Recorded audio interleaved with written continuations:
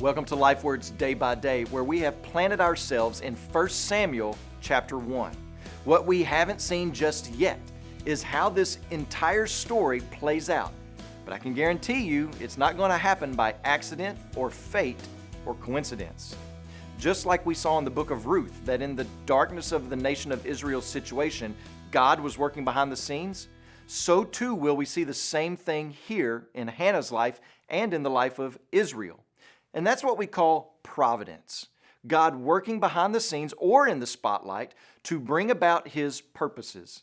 God's providence is His arrangement of life's events and world events to bring about His purposes.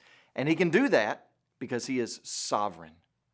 When we read and study narrative literature, which is what 1 Samuel is, it becomes important to realize that the narrator of the story sits above the story and sometimes has information that the people involved in the story do not have.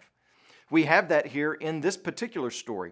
The narrator tells us in verses 5 and 6 that the Lord had closed Hannah's womb. But that was not information that Hannah had. She may have thought that she was cursed or had some physical defect.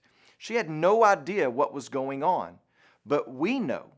And one of the reasons that we have this information is so that we can see that God is in control of the situation and arranging the situation to bring about His plan. But here's the beautiful aspect of Hannah's life that we need to appreciate. She doesn't judge the Lord's goodness toward her or His power and ability based on where she was in that particular time of her life. Did you know that God is working in 10 billion different ways in your life right now, and you may be aware of 5 of them? So we must be careful not to misjudge God's power for goodness towards us based on where we are right now. We see in Hannah that she trusted the sovereignty of God and that she walked in faith to the providence of God. So notice what she does when Eli gives her her blessing. She believes him.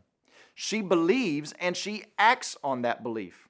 No need to be grieved anymore. No need to go without food. She went away from the temple walking in faith and eating with joy. This is the life of faith.